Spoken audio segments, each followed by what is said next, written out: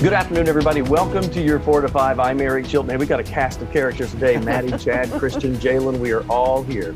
I think characters is the operative word here. That's you know, right. hey, in case anybody forgot, today is the day that Jalen was hoping that we could all be home from work, right? A federal holiday. No luck. The day after the Super Bowl, and here we are. Yeah, no petition. No one sent me anything. I blame you guys at home. Right?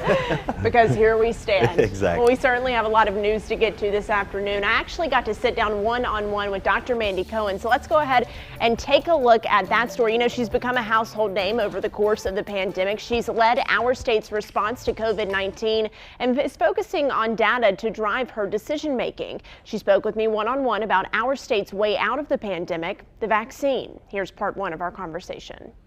I'm interested to know how you would rate North Carolina's initial rollout of the COVID-19 vaccine. Yeah, I know folks are frustrated because we just don't have enough vaccine for everyone who wants it. The demand for the vaccine is really high, which is great, but we just don't have the supply from the federal government. You know, I will say as we got started here, we were a little slow out of the gate. It did take us a little bit of time to sort of get our operations together. But now we are cooking, meaning that we get in vaccine, we get it into arms right away with all of our vaccine providers. They're doing a great job. We have absolutely no first doses sitting on shelves for multiple days. Is there anything more that the state can be doing to get more doses of the vaccine from the federal government? You know, there's really nothing more that we can do. The way they're allocating vaccine is by population. We are the size we are. What I think will be helpful is that the FDA is going to be reviewing a third vaccine. So do you have a timeline for when you think every North Carolinian who wants a vaccine will be able to get one? Yeah, I wish my crystal ball was clearer. It's a little hazy in there, but I've been saying the summer. Well, the next group to be vaccinated consists of frontline essential workers, teachers, police officers, firefighters, and more. And Dr. Cohen said that is a big group and it's going to take some time to get through. Coming up next at 4:30, her message to North Carolinians who are hesitant to be vaccinated and what she plans to do post-pandemic. I've got a couple of encouraging updates today regarding our state's coronavirus hospitalizations. First, our daily tally went down again. Now it's at 2,339. It's the 13th consecutive day this number has dropped. Second, the continuous decline is having a positive impact on local hospital capacities. Every once in a while, I show you this graph. It's Cone Health's indicator of the day it expects to exceed hospital capacity. Now, lately, the date has jumped between dates in January to March. Well, now it doesn't even provide a date. Instead, it says Cone will likely not exceed capacity in the next 120 days, 4 months away. That is incredible. All right, High Point Police have released new details now from last week's deadly shootout. And you remember that sent three officers to the hospital. And now we have more details on this. It all started Thursday night. That's when an officer heard gunshots coming from a house on West English Road. Police say Jose Cruz refused to come outside and fired toward the officers. Officers tried to enter the house, and 3 High Point police officers were shot. Later in the day, tactical teams exchanged fire with Cruz, killing him. We now know that a Greensboro police officer was injured in that exchange as well. When police finally entered the home, they found a woman dead. They've identified her as Blanca Cadavid. The medical examiner said she had been dead 8 to 10 hours before the officers found her body. Officers also found 2 kids, aged 12 and 14, in the home.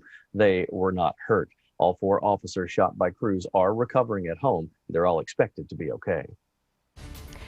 Let's take a look at some more headlines with your 4 to 5 roundup. South Africa suspended the start of its AstraZeneca vaccine rollout, worried that the shot won't work on the country's new COVID variant. The trial showed the vaccine developed by AstraZeneca and Oxford University provides only minimal protection against infection caused specifically by the variant that has swept through South Africa. The strain that is believed to be more easily transmitted but does not seem to cause a more serious illness has also been detected in the U.S., the UK, and other nations. It is not believed to be the dominant variant in circulation. Even with the pandemic, Americans started millions of small businesses last year. Nearly 4.5 million business applications were filed in 2020. That is the highest number on record and an increase of 24% from the year before. This is all according to analysis of census data. Recessions typically see a drop in business formation because people's personal assets are wiped out. That businesses are forming at such a high rate indicates underlying optimism about the economy. Well, for months, the internet has been filled with offers of PPE that turns out to be counterfeit and COVID tests that are actually phony. And now you have to worry about fake vaccine scams. In just the last 6 weeks, the number of vaccine ads on the dark web has exploded. The asking prices have doubled or even quadrupled. Search results tease potential buyers with language like available now and going fast. Be on the lookout. And after the Buccaneers won last night in their hometown of Tampa Bay, thousands of people, mostly maskless, took to the streets and sports bars to celebrate. Well, now city leaders are worried that last night's celebrations will lead to a super spreader event. Florida has recorded 1.7 million confirmed cases of coronavirus and more than 28,000 deaths, according to their state health records. Well, I'll tell you what, some nice weather to kick off a brand new week, and we need it. We have really been lacking in the sunshine and warmth department, and in fact today it feels like it's really warm, when in reality it's actually quite average, quite normal for this time of the year. We just haven't had these temperatures in the upper 40s to right around 50 degrees for most of it. 50 in Greensboro, 50 in Winston-Salem, 52 in Asheboro, and 52 in Lexington this afternoon. But taking a look down to the south, you can see there is some warmer air with temperatures in the upper 50s to near 60 degrees with really cold air to the northwest. And we're going to get a taste of some of that warmer air from the south tomorrow. First, though, a look over Wake Forest University and the stadium there where the Demon Deacons play. Lots of sunshine and Carolina blue sky. Now let's take you through in time on Futurecast, and notice these clouds really start to build in from the south tonight. That's because we have that warm air trying to move in over some colder air. That will not only bring the clouds, but it will also bring a few showers as we head into your Tuesday morning. This is not going to be a big deal system for us, just some pesky showers for your Tuesday morning. By the afternoon, I actually think that we get some good clearing and sunshine, and then we'll warm up. Temperatures tonight not going to be all that cold. We'll be in the upper 30s to right around 40 degrees. Here's how your Tuesday shakes out again. A few showers early on tomorrow. You can leave the umbrella at home for the afternoon. Temperatures climbing into the upper 50s, maybe even close to 60 for some folks. Hey, wanted to let you know you could also see a pretty decent pass of the space station tonight, 627. It'll be visible for about 6 minutes, appearing in the west-northwest sky and then disappearing to the south-southeast sky. Coming up, we'll take a look at that 7-day forecast and talk about those rain chances as they're stacking up for the rest of the week.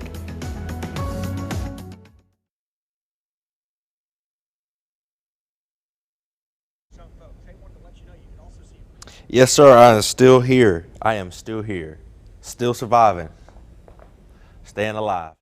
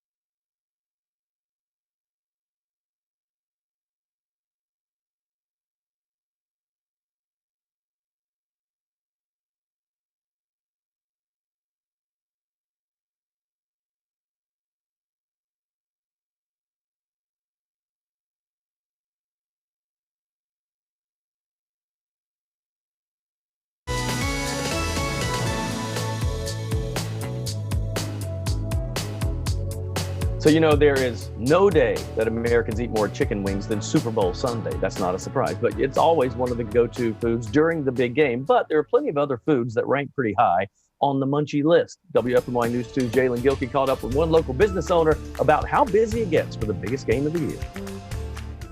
Well, if you ever been to New York Pizza Bar and Grill, you know pizza and wings are their thing. And there is no day bigger for pizza and wings than Super Bowl Sunday. Would you think COVID restrictions would make it tough for restaurants to capitalize on the high demand for food during the big game? But that wasn't always the case. I caught up with owner Rosario Mascali about the jam-packed Sunday. It was busy. It was not a normal Super Bowl that it would have been, people, the noise, people just, screaming through the game and stuff like that. But the few people that were here, they had a great time, But like I said, business-wise, it was a good day. It was a very good day. Although the atmosphere wasn't the same as in years past, Rosario couldn't have asked for more support from the community. The day was great. Everybody had a good time. Everybody came in on time, picked up their food. I think everybody was happy, so I was happy. I just love how our community has come together to really rally behind our local businesses, and people are making sure they do everything they can to keep our mom and pop shops open. And we have to really. That's the lifeblood of this area. We've been talking a lot about restaurants and mom and pop shops all across the area since the pandemic started, and we have really an obligation to serve them as much as we can, because this is the toughest thing they've ever been through. Well, let me tell you, I ate so many chicken wings this weekend. I ate chicken wings on Friday. I ate chicken wings on Sunday. I almost turned into a chicken wing. We have some great wings in Greensboro. And one of my favorite wing stories from over the weekend was that business that people thought their building was on fire because they were making so many chicken wings that they called the fire department. They got there and it was just like, no, we're just making 12,000 wings because making wings because we're busy, and that's great to see. And I'm sure the demand for takeout grew immensely this year. Yeah, like Rosario was saying, it wasn't the same atmosphere inside, but he said, the takeout process went smooth and everybody was so accommodating and so gracious. So it was just great to hear. Oh, real quick, what's your favorite chicken wing flavors, everybody? Eric, you go first. Hottest possible. That's my guy. If I go to East Coast, I'll do the volcano thing. No. I'm the half and half guy, so I got to do half like a buffalo, mild, medium buffalo, but then a half like a spicy barbecue or something barbecue flavor. Honey barbecue and dry rub. Dry rub. Okay, Ooh, I I like the love dry dry rub rub. too. With blue cheese. You gotta have the blue cheese. So I'm Yes. kind of picky about that. I do ranch with like a hot spicy, but Okay. then I do blue cheese. I'm sorry, opposite. Blue cheese with a hot There you spicy go. and a ranch with a barbecue. Chunky blue cheese. I need chunks of it Yes. in there. Yes. I literally could talk about wings for hours. So Well, we, We've got about 45 more Yeah, minutes go left. on the Facebook live stream. We'll let us know.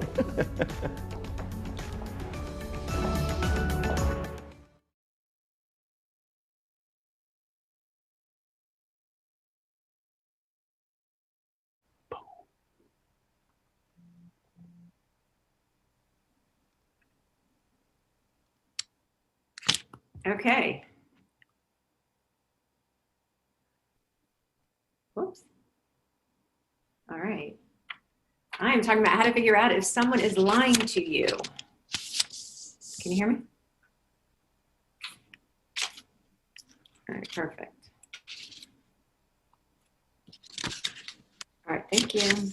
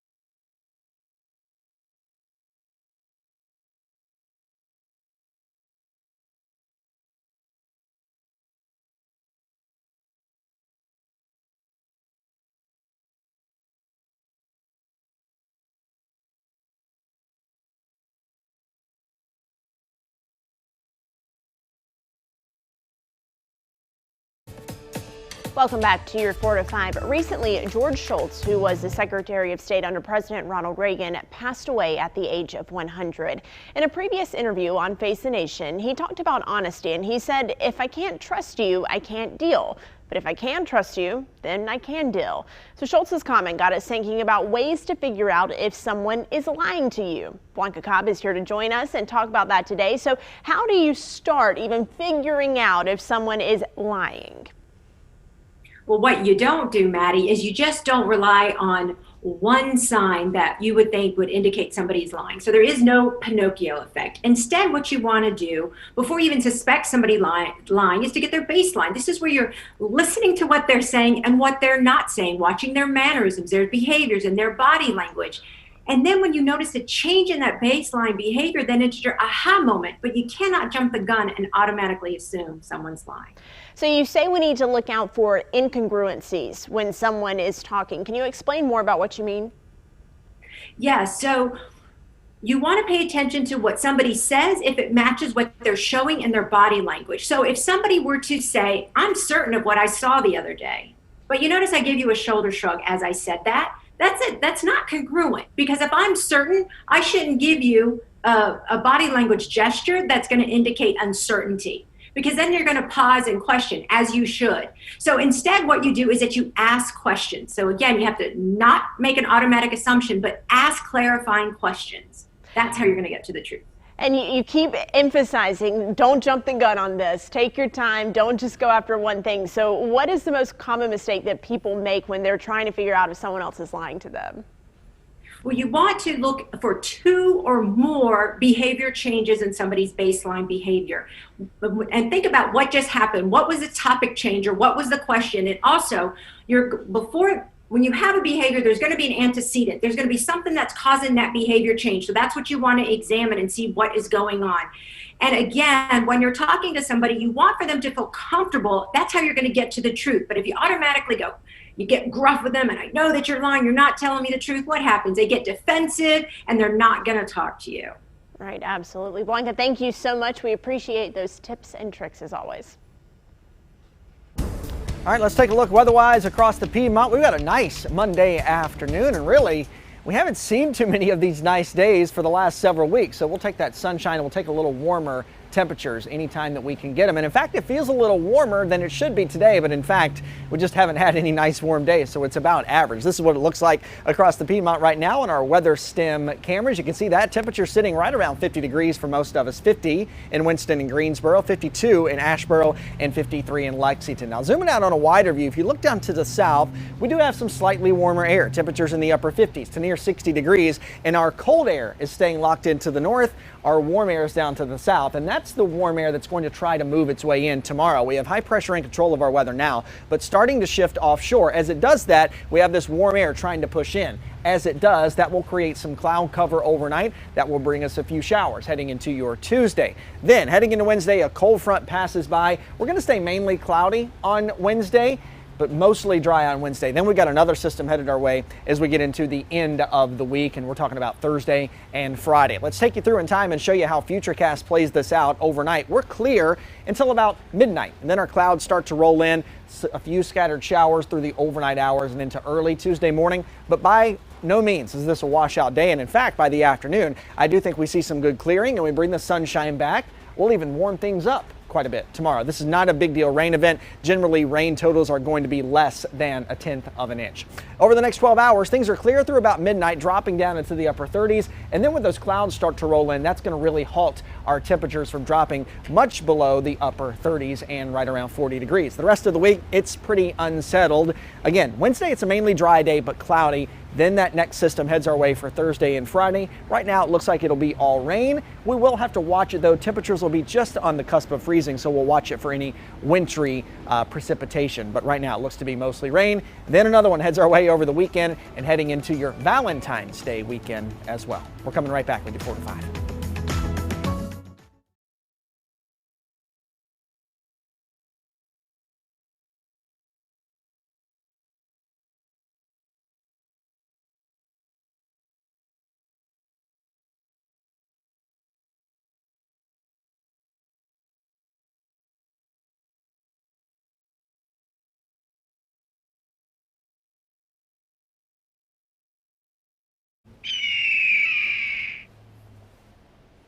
Right on cue. Hey, Dwayne, it's Christian. Can you hear me?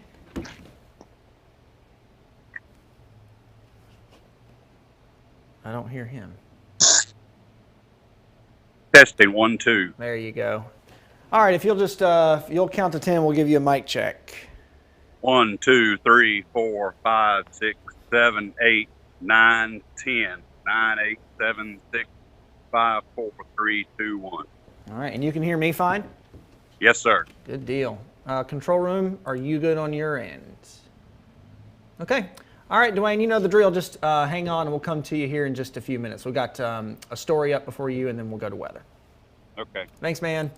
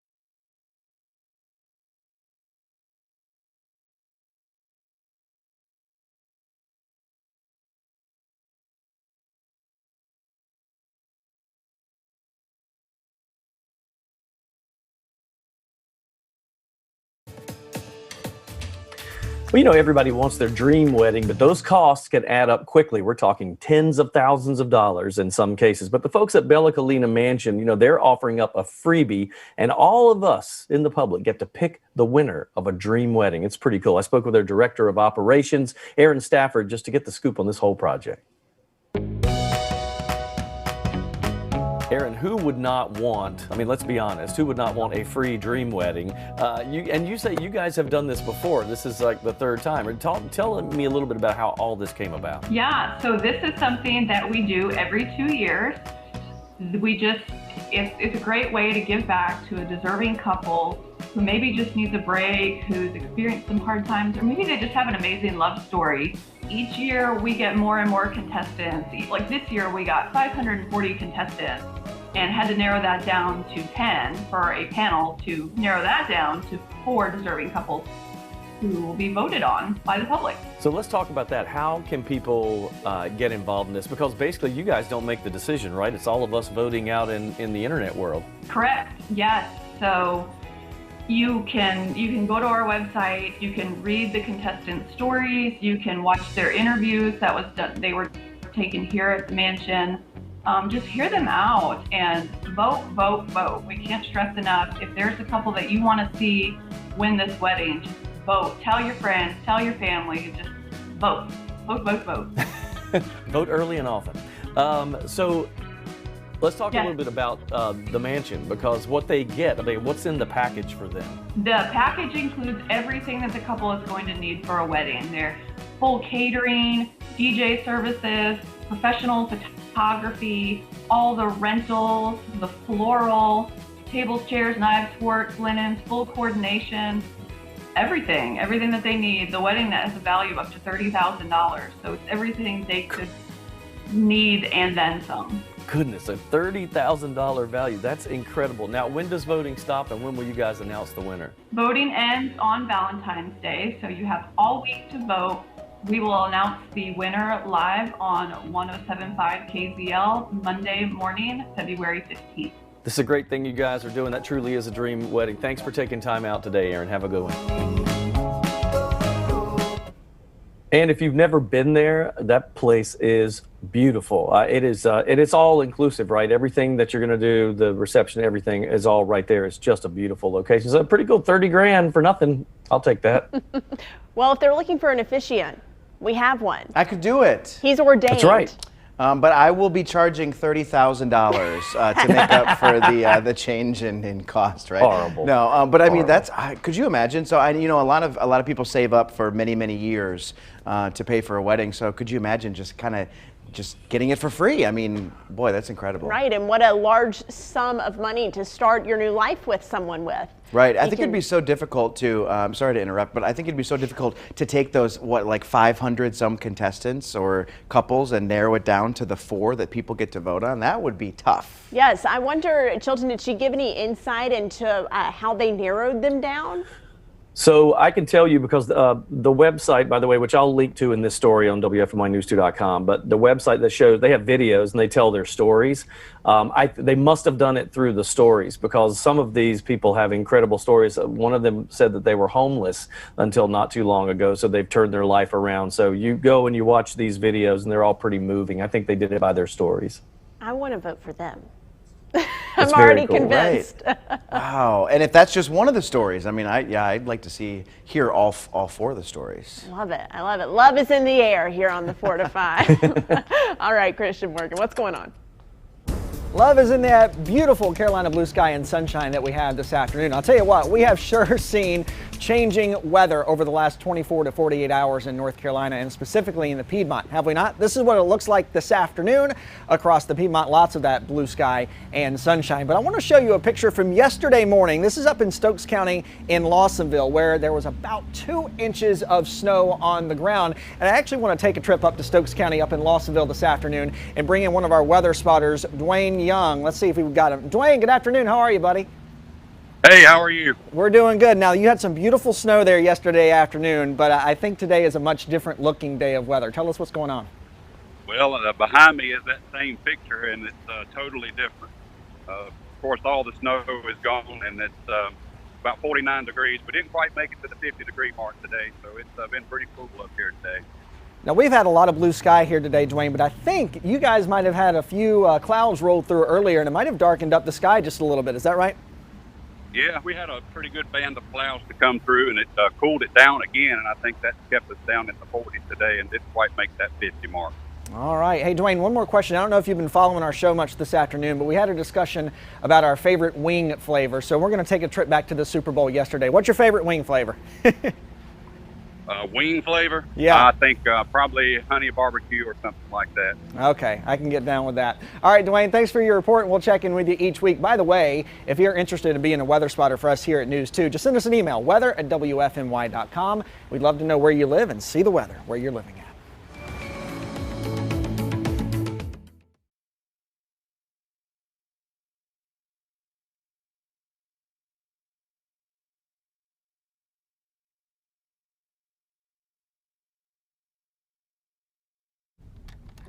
Hello, ice cold milk and an Oreo cookie. They forever go together. I like hot, hot, hot wings.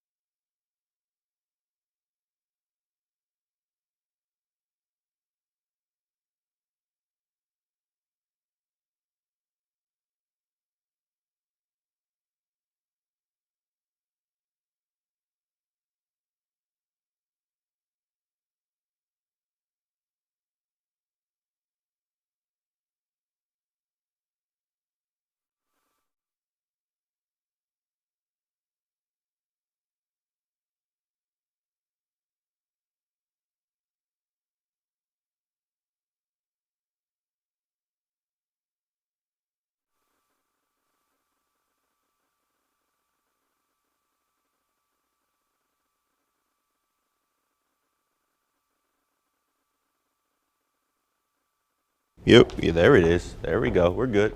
We're good, Brad. That's why I was like, I know I can hear you talking to me.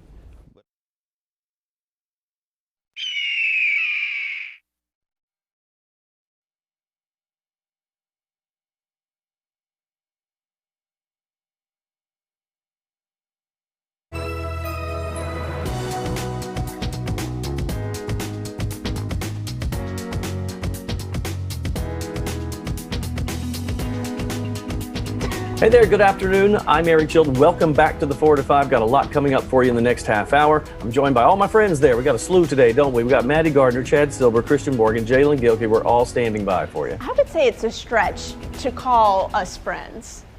What is going on? I feel like you guys argue And she called constantly. us troublemakers. Now, I am friends with all of you, but I don't know if you are friends with each other. Okay, so this is my conclusion. Maddie is the problem. Because at first it was Christian, then it was me. Now we're not friends. I think she's just jealous of the boys club. I think that's what it is. She's a little Oh lonely. no, now we're going. Y'all need to stop. I can't see Maddie's face, but I know what it is. I know what it is. Yeah, maybe we'll just move on to the vaccination efforts. I reserve my right Yeah, to that's comment right. further. Let's get right to our headlines, shall we? We will start on Triad vaccination efforts here. It's that time again. The Triad counties are opening more of these coronavirus vaccine appointments. Now, for the first time, Alamance County lowered the age group to 65 and up as they opened 2,000 appointments earlier this morning. Davidson County filled its 1,200 slots in about 2.5 hours this morning. The health department says that, of course, demand remains high, as you might guess. We definitely know that there are people still wanting to get appointments. Our phone line still doesn't quite have the capacity it needs to handle all the calls. So we know that the demand is there.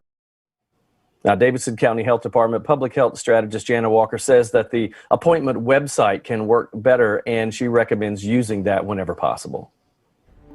Vaccines are certainly top of mind for North Carolinians. For months, we've been told that they are our way out of the pandemic, but it's no secret that securing one has been hard for many people. In part 2 of my conversation with Dr. Mandy Cohen, we spoke more about getting doses to more people.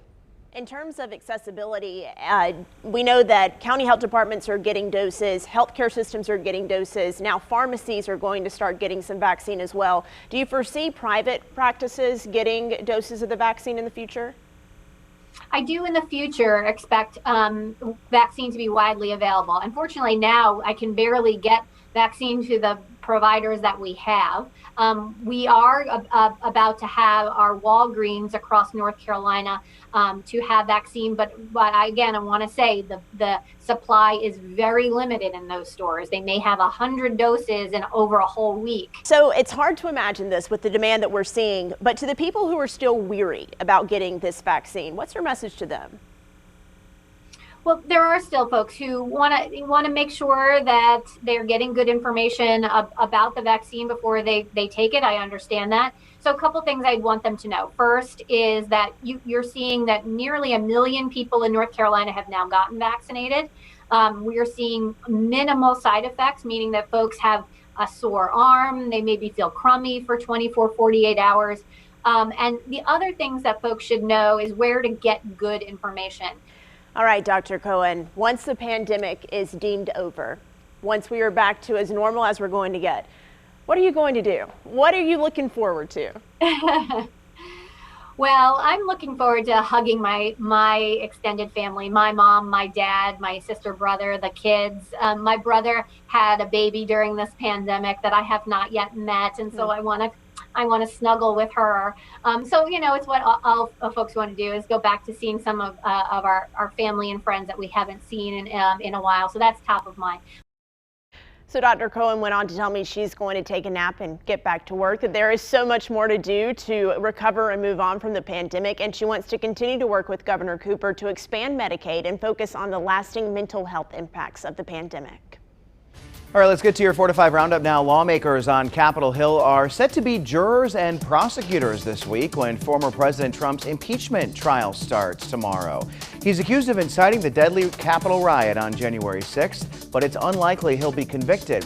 Dozens of GOP senators have challenged the constitutionality of impeaching a now private citizen. It would require 2/3 of the Senate to convict. Trump is not expected to testify under oath. President Joe Biden says it's unlikely a minimum wage hike to $15 an hour will be in this current economic relief package. In an interview with Norah O'Donnell, the president said he put it in but doesn't think it'll survive. Democrats have pushed the latest relief bill forward without Republican support, but the procedure lawmakers used restricts certain measures. You'll soon be ticketed if you don't wear your mask while flying. The TSA says it's recommending fines up to $1,500 for people who don't abide by President Biden's mask mandate. The order requires travelers in airports, buses, trains, and on public transit to wear masks. So, it seems like we went through that post-holiday surge with COVID-19, but what about post-Super Bowl? And that probably depends on how the gatherings went around the area. But I asked you this on Facebook, and here's what everybody had to say. So we'll start out with Debbie. She said, absolutely. I've seen so many Super Bowl parties hosted on social media. I'm convinced most spreads will happen in homes instead of the workplace, I guess. Eileen says, no, I think people either know who they are around or did that social distancing. Norma says people don't have to live in fear if they have respect and decency to wear a mask. Now, guys, let me tell you what happened with this post today. So I posted, and I was talking about social gatherings, Super Bowl parties at homes, that type of thing. And I posted a picture of a group of pre-COVID fans at a football game. And people thought that I was posting that picture to say that was yesterday's Super Bowl gathering, and it was not. That was not my intention at all. So I wanted to apologize for anybody that I misled, because I had to go back and talk to folks and let them know, no, we were talking about parties at home, and that was not the Super Bowl image that I posted. Next time, I'll just post wings, because everybody loves wings. Isn't it strange that you kind of have to have that little asterisk there, whenever you're posting a picture from the past? Yes. You have to remind people, hey, listen, this is from the past, so don't freak out on me and don't write all these nasty things in my comment section. Yes, we want to keep it a very nice and safe place on our Facebook pages. Right. But I will say, I do hope that this is not what happens, that this does not become a super spreader event. It is a little bit hard for me to see the images coming out of Tampa. I know everyone was so excited. It was the hometown team, and they won, and they feel like it's a once-in-a-lifetime opportunity. But to see people just out there at bars, maskless, in large groups, it really does put a pit in your stomach, because you think that's not going to be limited to Florida. Those people are flying home. They're flying back to other states and possibly bringing the virus there. So we'll see what happens here. What they say, maybe 2 weeks is about the time afterwards. That's about right. We will keep an eye on it. All right, let's check weather across the Piedmont this afternoon. We got a lot of sunshine. It's been a while, and it seems like those days are few and far between. Enjoy it today. By the way, I wanted to let you know things are improving in the daylight arena. 5:53 our sunset today, and in just a couple weeks we'll be back to 6 o'clock sunsets, and then with daylight saving time in March, we really gain a whole lot of daylight in the evening hours. Temperatures right around 50 this afternoon. There is some warmer air down to our south, and that will start to work its way in, but we still had those beautiful clear skies tonight. That will be changing as we head into your Tuesday. Let's show you how Futurecast plays it out. The clouds really start to thicken up after midnight as we have some warmer air trying to push in. This is not going to be a big rain event, but there will be a few showers early for your Tuesday morning. By the afternoon, I actually think we clear out quite nicely and we get some sunshine. Notice, as we have those clear skies tonight, temperatures will drop into the upper 30s. Once those clouds and that warm air start to move in, that's really going to halt any further cooling, with temperatures only dropping down to right around 40 degrees tonight. We start with a few showers by the afternoon. We get some sunshine back for Tuesday, and it's a much warmer day of weather too. Temperatures topping out in the upper 50s to near 60 degrees in some places. All right, take a look at the spread right here at the Super Bowl party, right? Wings, sausage dip, spinach dip, buffalo chicken dip, ranch, chips. These were all part of the Super Bowl spread last night. And I know you love some snacks too. I had that, I had that, I had that. Oh, I did not have that. Okay, well, here's why this is happening, right? Today, to balance out all that stuff that I ate yesterday, I had oatmeal for breakfast and kale salad for dinner. It looks so sad, Tanya, but good for you. Good for me. Yay! Okay, this may be the reason why I had to, do all the things. So, Super Bowl, my air fryer came in very handy, and I do want to tell you about it because you can make a multitude of foods, even desserts, in an air fryer. Chicken wings or tenders is what I think the fryer was supposed to be made for, right? But according to Consumer Reports, skin on chicken will cook throughout, right? But it will not brown evenly. You will not get the crisp skin that the pan roasting achieves. Fish, they say, can come out nicely cooked in the air fryer, but it says it could have unappetizingly hard and rubbery skin. Bleh. And there's a big difference in breaded and battered foods in the air fryer. And even though breaded foods do really well in an air fryer, battered foods are a recipe for disaster. The coating doesn't set right away like it does when you cook in hot oil, which means that it can drip through the basket and even end up on the heating element. Yeah, which doesn't sound good. But here's a few surprising things that you can make in the air fryer that Consumer Reports says is fabulous, like a juicy hamburger or grilled cheese sandwich. Here's the key. You have to butter or brush it with oil, and then it will toast up nicely.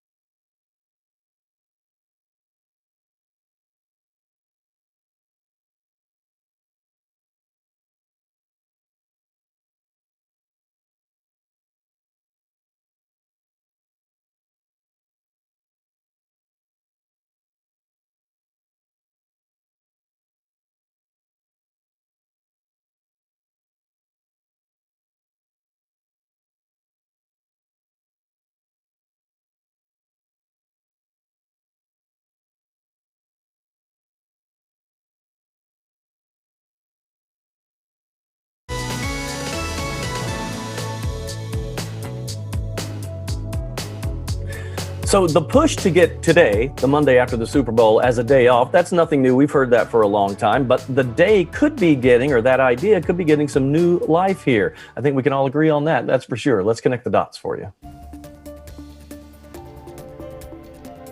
It's not really a mystery why a lot of people think Super Bowl Monday should be a holiday. In 2020, Kronos estimated over 17 million people missed work the day after the big game. That adds up to about $4 billion in lost productivity for companies. In a poll from DraftKings, nearly half of sports fans said they were willing to sacrifice another holiday to get that Monday off. But when it comes to making that holiday a reality, it's been slow going for years. Online petitions calling for Super Bowl Monday to be made into a national holiday have been around about as long as there have been online petitions. and the process to create a national holiday is often long and hard. A Texas lawmaker has proposed a bill to make the day a state holiday, but it still hasn't been sent to committee for consideration. The NFL could actually have a solution to this problem. The league wants to expand the regular season, adding a 17th game.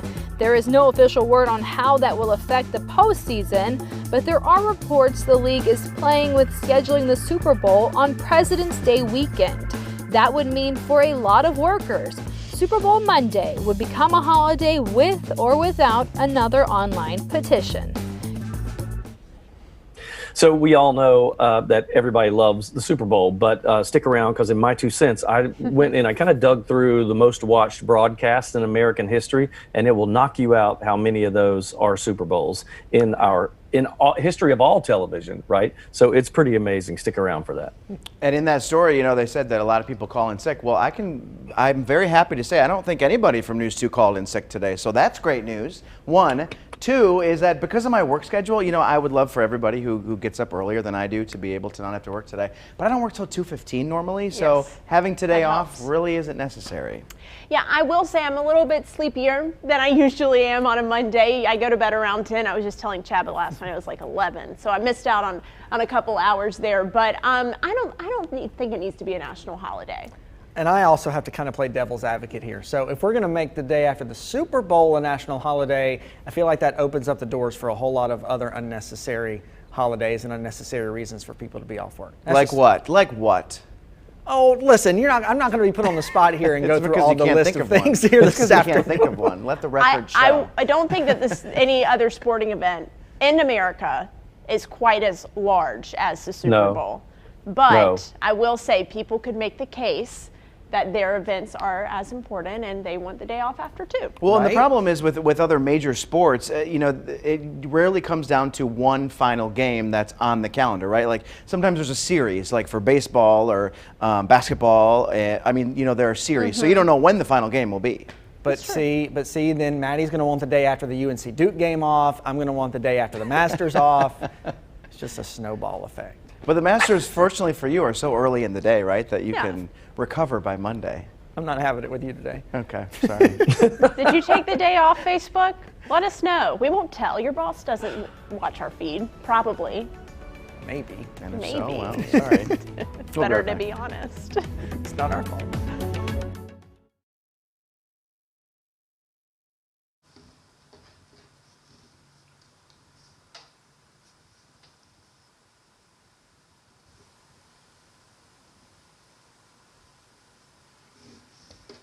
Yeah, sure, man. Mic check, 1, 2, 3.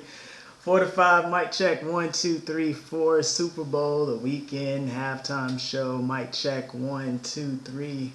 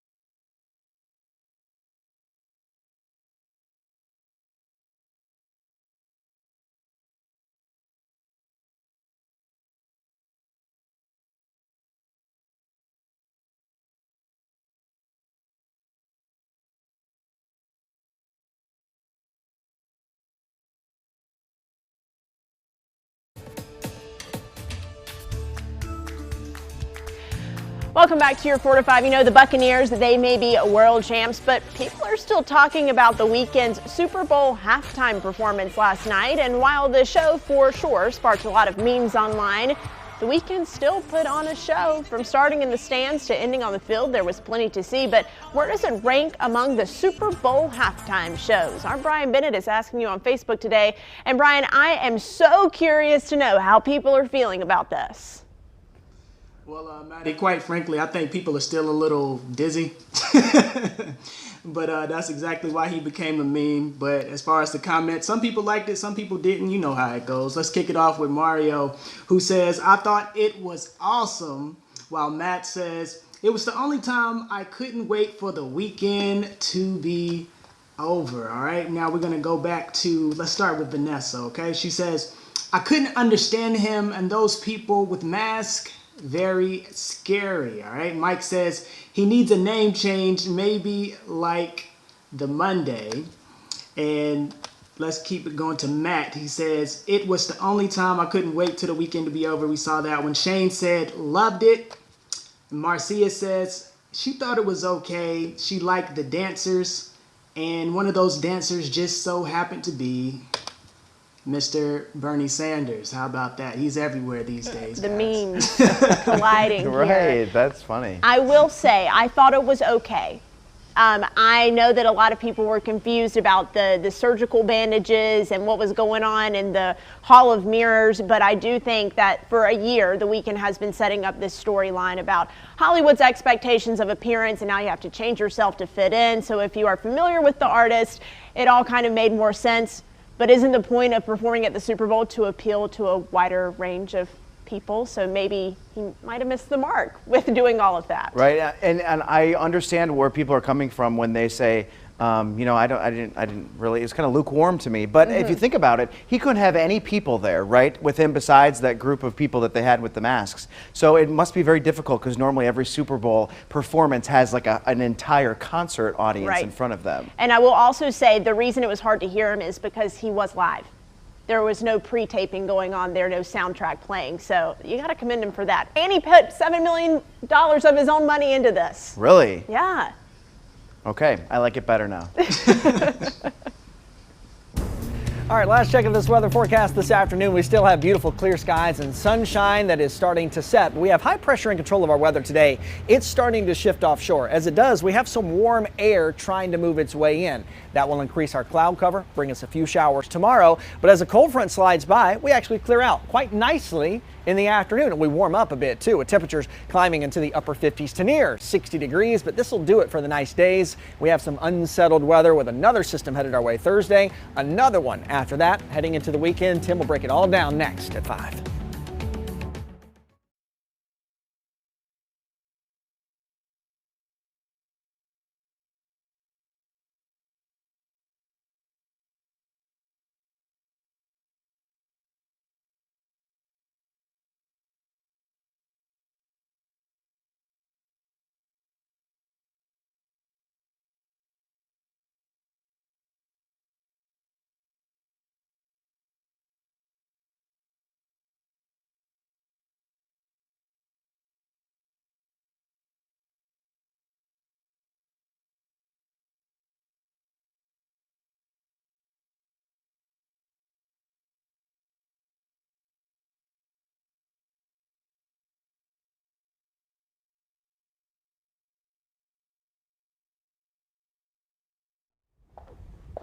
Hi, Hawaii, Idaho, Illinois, Indiana, Iowa, Kansas, Kentucky, Louisiana, Maine, Maryland, Massachusetts, Michigan.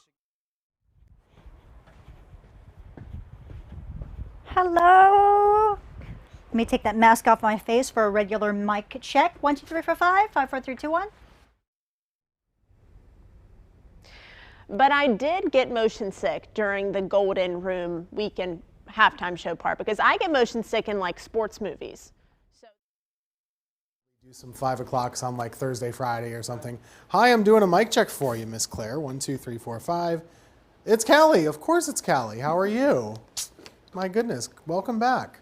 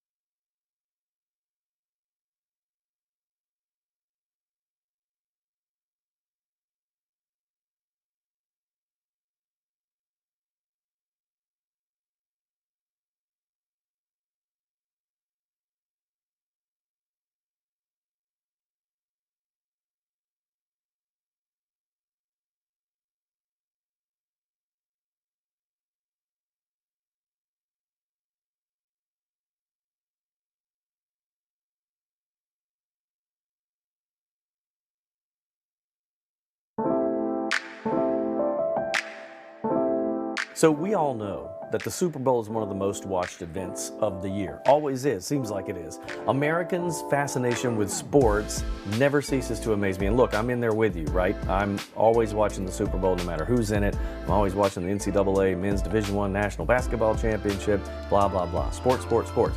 It is a big draw, but I don't think I realized how big the numbers were until I started looking at this. And it pretty much amazed me. I'm checking some notes that I've got over here. How about this? Did you know that of the 11 most watched broadcasts, not just sports, broadcasts in American history, all but 3 were Super Bowls of the top 11. In fact, if you're a trivia buff, Landing on the Moon, Nixon's resignation, and the last episode of MASH. The only 3 things that weren't Super Bowls in the top 11. Pretty big. Super Bowl 49, by the way, in 2015 had the most viewers of any Super Bowl. That was 114.4 million viewers. Our obsession with sports goes on and on. But the numbers, I don't know what the numbers are for last night's broadcast, but it will be interesting to see if COVID made a difference. A lot of us are home. You might not be at Super Bowl gatherings as much as you may have been in the past. I wonder if there were more television sets actually watching because people aren't doing the big parties as much as they used to. It will be interesting. But the bottom line to all this is that sports drives viewership.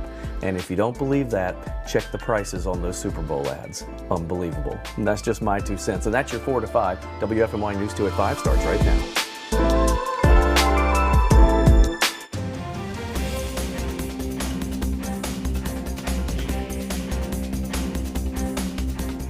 Some good news for people who need help paying their bills. Today, Guilford County launched its new rent and utility assistance program, meaning $8 million in aid. That is on top of the $9 million the city of Greensboro already got for its rental assistance program. 2 different funds, 2 different application processes, depending on your address. WFMY News 2's Jess Winters explains. If you live within the city limits in Greensboro, you're going to have to wait to apply for this rent and utilities assistance. The applications aren't yet available. But if you live anywhere else in Guilford County like Summerfield or High Point, you can apply right now. In fact, many of you already have. We had 51 applications. So yeah, we can track them down to the minute. Sharon Barlow with the Department of Social Services says Guilford County was awarded millions from the U.S. Department of Treasury for emergency rental assistance. Guilford County received right around $7.2 million, and the county commissioners added some additional funds to bring our total to $8 million. If you need help keeping the lights on or a roof over your head because of the pandemic, Guilford County Commissioner James Upchurch